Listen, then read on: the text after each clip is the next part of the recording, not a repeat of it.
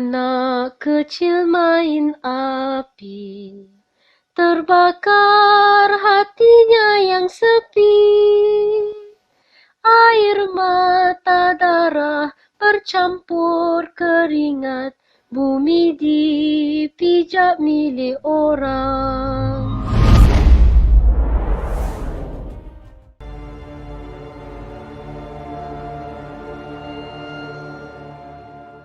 Assalamualaikum warahmatullahi wabarakatuh. Salam berkuah dan salam sejahtera warga Dewan sekalian. Bersyukur kita kehadrat Ilahi kerana dengan izin serta limpah kurnianya dapat kita bertemu lagi dalam persidangan debat yang bertajuk Pembangunan Tanah Rizab Memberi Rahmat kepada Semua Masyarakat. Bersama saya Nur Fatihah binti Johan pada hari yang berbahagia ini. Hadirin yang dihormati Allah sekalian, sebelum saya memperkenalkan ahli-ahli panel kita pada hari ini, kita sedia maklum dewasa ini isu mengenai Tanah Rizab Melayu yang boleh dikatakan berada dalam tahap agak yang membimbangkan semua pihak. Justru, isu ini perlu dilihat dalam skop yang lebih besar jika ianya ingin diselesaikan sesuai dengan tajuk debat kita pada kali ini. Sebelum mengupas tajuk ini dengan lebih mendalam, terlebih dahulu, marilah kita berkenalan bersama barisan panel kita pada hari ini. Baiklah, di sebelah kanan saya, wakil daripada barisan kerajaan iaitu Saudara Sofian, Saudari Intan dan Saudari Azwani. Seterusnya, di sebelah kiri saya pula, wakil daripada Barisan Pembangkang iaitu Saudara Syahmi dan Saudari Syamimi. Sidang Dewan yang dihormati, tanpa melengahkan masa lagi, kita mulakan perbahasan usul kita pada hari ini dengan mempersilakan panel daripada pihak kerajaan. Terima kasih saya ucapkan kepada Tuan Menteri Ketua, Barisan Kerajaan dan juga Perwakilan Pembangkang. Assalamualaikum warahmatullahi wabarakatuh dan salam sejahtera. Seterusnya, salam perdebatan saya titipkan buat anda semuanya. Baiklah, memegang mandat selaku Barisan Kerajaan pada hari ini akan saya gagaskan satu usul yang mana cukup penting untuk kita perdebatkan, iaitu pembangunan Tanah Rizab Melayu merupakan rahmat untuk semua masyarakat. Hadirin dan hadirat sekalian, kerana kami di Perwakilan Kerajaan berpendirian tegas bahawa pembangunan Tanah Rizab Melayu merupakan rahmat untuk semua masyarakat adalah wajar. Bergerak kepada gerak kerja yang pertama di Perwakilan Kerajaan akan saya lakukan pendefinisian usul secara literal. Kita lihat kepada frasa pembangunan itu sendiri, di mana menurut ahli sejarawan iaitu Tadarus 1977 berpendapat bahawa pembangunan itu sendiri adalah salah satu proses untuk menyusun dan mengorientasi semula sistem ekonomi dan juga sosial. Bagi maksud tanah pula, ianya merupakan salah satu aset yang bernilai sama ada dari segi perspektif politik, ekonomi dan juga sosial. Pemilikan tanah atau pemegangan tanah itu merupakan satu isu atau perkara yang amat sensitif dalam mengekalkan kelangsungan sesuatu bangsa atau kaum di sesebuah negara atau wilayah. Jika kita lihat dari perspektif ekonomi, tanah merupakan salah satu daripada keperluan asas manusia yang mana turut mencakupi makanan, pakaian dan juga tempat tinggal. Secara terasnya, dengan adanya tanah, maka semua keperluan asas manusia akan dapat disempurnakan. Tanah Rizab Melayu adalah merujuk kepada tanah kategori khas yang mana ianya dikhususkan untuk orang Melayu dan ianya juga terletak dalam sempadan negeri masing-masing. Ianya hanya boleh dimiliki atau dipegang oleh orang Melayu. Sultan atau pihak berkuasa negeri yang ingin melupuskan tanah di bawah ERM hanya boleh melupuskan tanah tersebut kepada orang Melayu sahaja. Begitulah usul yang saya berikan secara literal sebentar tadi. Sebagai perwakilan kerajaan, akan saya nyatakan hujah-hujah untuk menyokong usul yang saya bentangkan ini. Selain itu, hujah-hujah yang seterusnya akan disambung oleh Menteri Pertama, Menteri Kedua akan membidas hujah-hujah selongsang yang akan dibawa oleh pihak pembangkang. Saya ingin nyatakan bahawa pihak kerajaan yakin bahawa hujah-hujah yang kami bentangkan nanti dan seterusnya akan diterima secara konsensus. Tuan Yang di-Pertua, saya meletakkan satu indikator untuk memantapkan lagi usul saya. Indikator indikator saya katakan bahawa pembangunan tanah Rizal Melayu berpotensi untuk dimajukan dan meningkatkan lagi kemajuan ekonomi negara dan secara tak langsung dapat memberi rahmat dan kelebihan kepada semua golongan masyarakat. Saya yakin bahawa berdasarkan indikator dan juga justifikasi yang akan kami kemukakan akan diterima tanpa perlu diperdebatkan dengan hujah-hujah palsu yang dikemukakan oleh pihak pembangkang. Tuan Yang di-Pertua, sebagaimana saya nyatakan bahawa tanah Rizal Melayu sememangnya berpotensi untuk dimajukan dan jika ia dilaksanakan, nilai tanah itu boleh meningkat setanding pembangunan di kawasan tanah terbuka. Hal ini secara tak langsung dapat meningkatkan kemajuan ekonomi negara. Jika kita lihat di bawah satu agenda pembangunan di mana pihak kerajaan negeri dalam peruntukan undang-undang di bawah perkara 891 di mana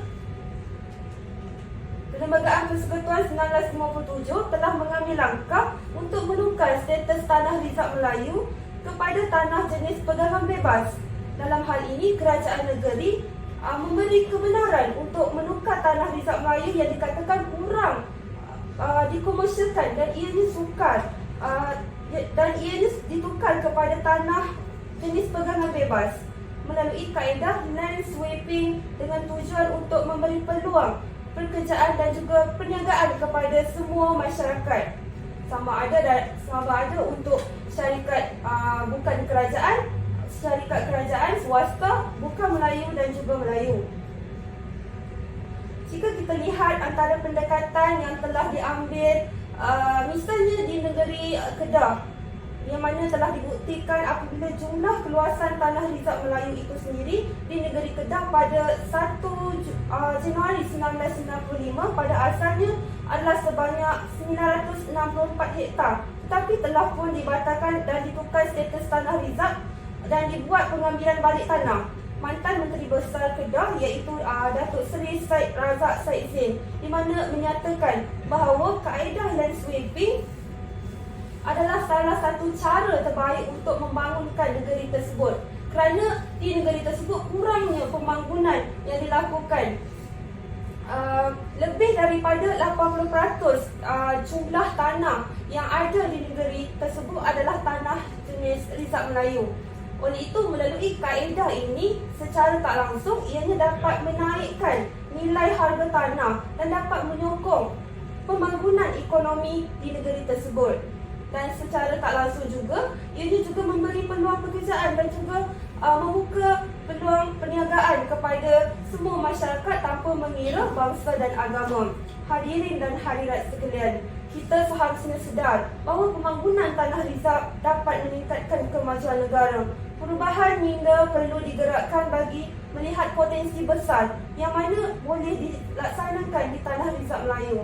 Kebanyakan kita pada hari ini, khususnya orang Melayu, melihat tanah sebagai satu untuk diwarisi tanpa melihat bahawa ianya merupakan satu yang bernilai dan dari segi aspek ekonomi untuk membangunkan tanah tersebut. Mereka tidak nampak bahawa tanah tersebut mempunyai satu potensi terutama tanah Rizal Melayu yang mana dahulunya di pinggir bandar, kini memasuki bandar berikutan limpahan pembangunan. Pembangunan hartanah di Malaysia boleh memberi keuntungan yang besar. Sebagai contoh, satu projek perumahan yang mana dapat membuka peluang pekerjaan dan perniagaan. Tidakkah anda lihat, wahai pihak pembangkang, bahawa pembangunan tanah Rizal Melayu dapat memberi manfaat dan rahmat kepada semua masyarakat? Sekian, mohon untuk terus cadang. Saya menyokong dengan usul dibentangkan oleh Menteri sebentar tadi mengenai kepentingan tanah Rizal itu sendiri dalam suatu pembangunan yang dapat didasari oleh semua masyarakat. Walaupun di dalam peruntukan ada menyatakan tentang undang-undang yang berkaitan Rizal Melayu adalah dihalang dalam apa-apa jua transaksi seperti jualan, gadaian, pajakan, pindah milik atau apa-apa sebarang urus niaga yang lain. Namun hakikatnya Rizal Melayu kepada orang bukan Melayu. Namun hakikatnya raja dalam mesyuarat boleh diberi kuasa untuk memberi milik tanah negeri yang termasuk dalam Rizal Melayu kepada mana-mana badan atau syarikat seperti yang telah ditetapkan. Walaupun pada peringkat awal enakmen Rizab Melayu diperkenalkan oleh English, ia hanyalah bermaksud Melayu, di mana ia boleh dipindah milik kepada orang Melayu. Namun setelah beralih zaman, maka ia difikirkan timbul satu keperluan di mana Melayu juga boleh diimplementasikan sebagai badan atau syarikat orang Melayu. Hadirin hadirat yang dihormati sekalian, secara amnya, pembangunan perlu giat dijalankan di kawasan luar bandar maupun dalam bandar untuk memastikan masyarakat dapat meningkatkan taraf hidup mereka melalui peluang-peluang pekerjaan yang dapat disalurkan melalui pembangunan tanah rizab yang dijalankan. Jadi, pembangunan tanah rizab dapat meningkatkan kemajuan negara serta menjadi satu rahmat kepada semua masyarakat, terutamanya dalam aspek sosioekonomi. Jika kita lihat kejayaan seorang anak Melayu, iaitu Datuk Muhammad Khalil Ibrahim, yang mana telah membangunkan sebuah hotel setinggi 42 tingkat di Jalan Raja Alam, Kampung Baru yang telah dinamakan Tamu Hotel. Beliau membuktikan pembangunan berimpak tinggi boleh dilaksanakan di atas tanah pegangan Melayu. Hotel ini dinilai sama seperti hotel-hotel lain di tanah bukan Rizab Melayu, tanpa persoalan ataupun bandingan lokasinya di mana, di atas tanah Rizab Melayu. Dengan adanya pembinaan pembangunan seperti ini, ia memberi satu kebaikan kepada semua masyarakat di mana dapat membuka peluang-peluang pekerjaan kepada semua masyarakat tanpa mengira kaum. Jadi secara tidak langsung dapat meningkatkan kemajuan ekonomi negara. Itu saja usul saya. Terima kasih kepada Yang di-Pertua, ahli panel kerajaan dan juga rakan pembangkang saya. Sesungguhnya saya membangkang dengan usul yang dikemukakan oleh panel kerajaan. Tanah Rizab Melayu bukanlah satu isu yang sensitif maupun satu bentuk keistimewaan untuk orang Melayu, tapi ia merupakan hak milik orang Melayu seperti yang telah ditetapkan oleh Majlis Raja-Raja. 50% daripada tanah Melayu adalah untuk kaum Melayu dan lagi 50% boleh direbut secara bersama oleh kaum-kaum lain. Ini juga merupakan sebahagian daripada syarat-syarat kemerdekaan. Ia bermakna kaum lain juga bersetuju dengan syarat tersebut. Seperti yang kita tahu, dasar pecah dan perintah yang diperkenalkan oleh British telah menyebabkan kaum Melayu ketinggalan dalam segi ekonomi. Seperti yang kita tahu, dasar pecah dan perintah telah meletakkan masyarakat Melayu di kawasan pedalaman untuk mengerjakan sektor pertanian tradisional, manakala masyarakat Cina diletakkan di bandar untuk mengusahakan aktiviti perlombongan dan juga perniagaan, manakala masyarakat India diletakkan di estate untuk mengusahakan ladang-ladang British. Hasil kontrak sosial semasa orang Cina dibawa masuk ke tanah Melayu, mereka diberikan pemilikan tanah. Tanah yang mereka dapat juga bukan calang-calang. Ianya bernilai seumpama emas dan tanah lombok, manakala orang Melayu hanya diberikan tanah di kawasan kampung-kampung dan nilainya adalah sangat rendah. Sesungguhnya masyarakat Melayu telah banyak bertolak ansur demi mencapai kemerdekaan. Oleh itu, tanah Rizab Melayu perlu terus dipertahankan. Melalui enakmen tanah Rizab Melayu, penduduk asal mempunyai peluang untuk rancang pembangunan dan mempunyai tanah sendiri untuk dibangunkan.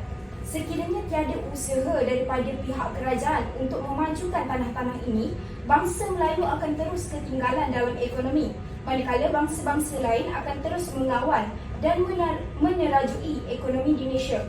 Soalan saya adalah, adakah ia betul-betul membawa kesejahteraan dan keadilan kepada semua sekiranya bangsa Melayu ketinggalan dalam aspek ekonomi di tanah asal mereka sendiri? Jadi itu sahaja daripada saya. Sekian, terima kasih.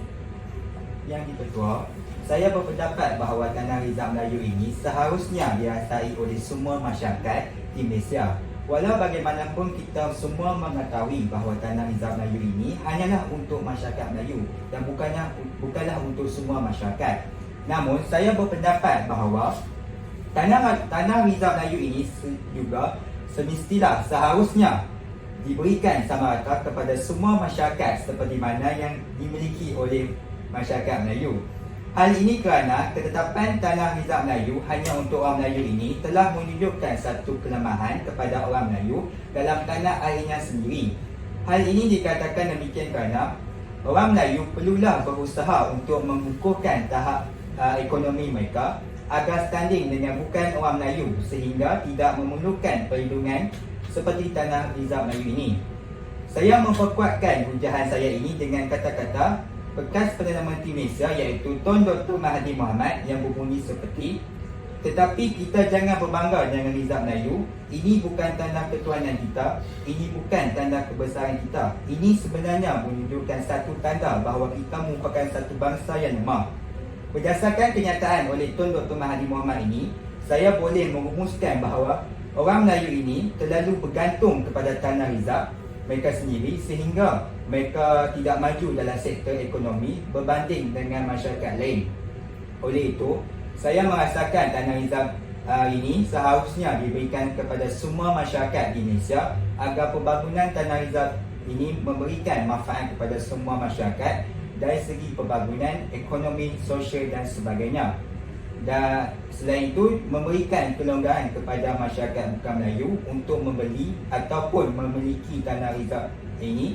Sebagaimana kita mengetahui, masyarakat lain tidak boleh membeli tanah rizab daripada orang Melayu. Namun, apabila kelonggaran ini dibuka kepada mereka, ianya telah memberikan satu peluang kepada mereka agar dapat memiliki tanah rizab ini bagi tujuan kepentingan awam seperti pembinaan sekolah, hospital, universiti dan sebagainya, ataupun untuk kepentingan mereka sendiri. Dengan cara ini, mereka tidak akan merasa ditinggikan oleh semua pihak kerana kita hidup dalam keadaan majmuk yang berbilangan kaum di Malaysia. Dengan ini, penggunaan tanah rizab untuk semua masyarakat dapat menyebabkan proses pembangunan terus maju dan memberikan manfaat kepada semua masyarakat. Telah dilihat wajar dengan tajuk perbincangan kita pada hari ini, iaitu pembangunan tanah rizab Melayu merupakan rahmat kepada semua masyarakat. Itu sahaja daripada saya. Sekian, terima kasih. Okey, baik, terima kasih yang saya ucapkan kepada Yang di-Pertua, ahli barisan kerajaan dan juga rakan perjuangan saya iaitu daripada Ahli Perbankan. Baiklah, di sini saya ingin nyatakan beberapa ilmu penting yang telah diucapkan oleh pihak kerajaan dan perkara ini adalah mengundang ketidakpuashatian ataupun tidak setuju daripada pihak perbankan. Yang pertama, apabila kita lihat daripada sejarah wujudnya tanah Melayu ini yang telah diwujudkan beberapa elemen adalah enakmen rizab Melayu, iaitu enakmen rizab Melayu Kelantan, Kedah, Perlis, Johor dan Terengganu. Apa yang kita tahu daripada enakmen rizab Melayu ini adalah bagi menuntut hak pembelaan terhadap hak orang-orang Melayu.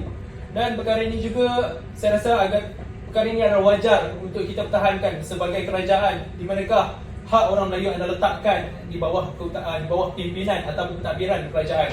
Oleh kerana kita lihat dari isu semasa sekarang, daripada 50% tanah Melayu yang telah diberikan oleh raja-raja Melayu, namun sekarang ini hanya tinggal 12% sahaja.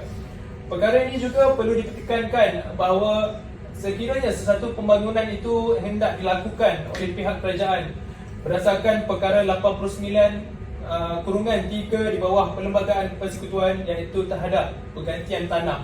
Hal ini juga telah dinyatakan di dalam syarat terhadap pengisytiharan tanah rizab Melayu.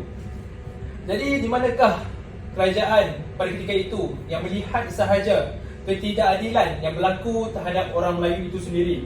Di sini saya ingin nyatakan atau ingin bacakan sedikit wasiat wasiat Raja-Raja Melayu iaitu berkenaan dengan tanah rizab Melayu. Kami isytiharkan dan kami simpan untuk kamu dan kami benarkan kamu isytiharkan dan simpan untuk anak cucu kamu. Selain Gunung Ganang, Tasik dan hutan simpan, tanah simpanan Melayu sehingga nisbah 50%. Selebihnya kamu rebutlah bersama kaum-kaum yang lain. Di sini jelaslah kita lihat bahawa tanah Melayu itu perlu diasingkan ataupun diberi keadilan kepada orang Melayu. Hal seperti yang kita tahu juga, adakah tuan tanah perlu mengemis di tanahnya sendiri? Berkenaan dengan tanah orang Melayu ini juga, pihak kerajaan mengatakan bahawa orang Melayu itu tidak akan maju sekiranya hanya melaksanakan struktur ekonomi di tanah Melayu itu sendiri. Bahkan seperti yang kita tahu juga, bangsa bukan Melayu adalah mereka ini berjaya kerana kerajinan mereka, tetapi kerana mereka ini mempunyai modal yang besar berdasarkan daripada nenek moyang mereka sendiri. Pada hakikatnya, apa yang kita faham, pada awalnya bangsa Melayu ini, mereka ini adalah bangsa yang paling rajin. Mereka ini menoleh getah melaksanakan aktiviti ekonomi yang menyumbang kepada pembangunan ekonomi itu sendiri. Malangnya mereka ini tidak mempunyai modal yang mencukupi ataupun modal yang besar. Bahkan mereka ini cuma bekerja di dalam aktiviti tradisional ataupun kampungan sahaja. Sesuatu yang tidak masuk akal. Di sini saya ingin memberi satu perumpamaan bahawa semut ingin berlawan dengan gajah. Adakah itu perkara yang adil yang dilihat oleh pihak kerajaan? Kerana mereka ini terpaksa, orang Melayu terpaksa mengamis di tanah mereka itu sendiri. Kais pagi makan pagi, kais petang makan petang. Cuma sekangkang sehari tanah diberikan. Dan perkara ini saya juga lihat kepada perundangan negara, iaitu di bawah Seksyen 7. Tiada tanah kerajaan yang boleh dijual kepada orang bukan Melayu, dan perkara ini juga telah mendapat sokongan daripada wujudnya Seksyen 8 melarang pindah milik pegangan Melayu kepada orang bukan Melayu. Di manakah kerajaan, di mana ketidakadilan itu berlaku? Adakah kerajaan hanya melihat sahaja? Adakah orang Melayu ini dikatakan orang asing di tanah mereka sendiri? Dan saya rasa itu sahaja hujahan daripada pihak pembangkang. Terima kasih. Terima kasih saya ucapkan kepada Yang di-Pertua Barisan Kerajaan dan Barisan Perbankan. Sebentar tadi pihak perbankan ada menyatakan wasiat daripada Sultan tanah simpanan Melayu disimpan sebanyak 50%. Namun jika kita lihat pada hari ini, tanah Nizam Melayu semakin berkurangan kepada 12%. Kerana apa? Kerana orang Melayu sendiri yang menjual tanah tersebut. Kerana mereka beranggapan bahawa tiada nilai dan tidak diberi pulangan ekonomi. Tambah-tambah lagi di kawasan pedalaman yang tiada pembangunan dijalankan. Itu sahaja daripada saya.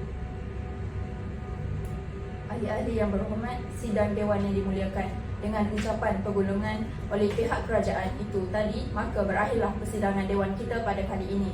Sehingga bertemu semula pada sidang Dewan yang akan datang. Dengan ini saya mengucapkan ribuan terima kasih dan syabas kepada ahli-ahli yang berhormat serta seluruh Dewan yang telah bersama-sama menjaga keharmonian Dewan ini. Saya selaku Yang Arif, Tuan Yang di-Pertua Dewan, dengan ini menangguhkan persidangan Dewan pada kali ini. Sekian, wabillahi taufiq wal hidayah. Assalamualaikum. Terima kasih.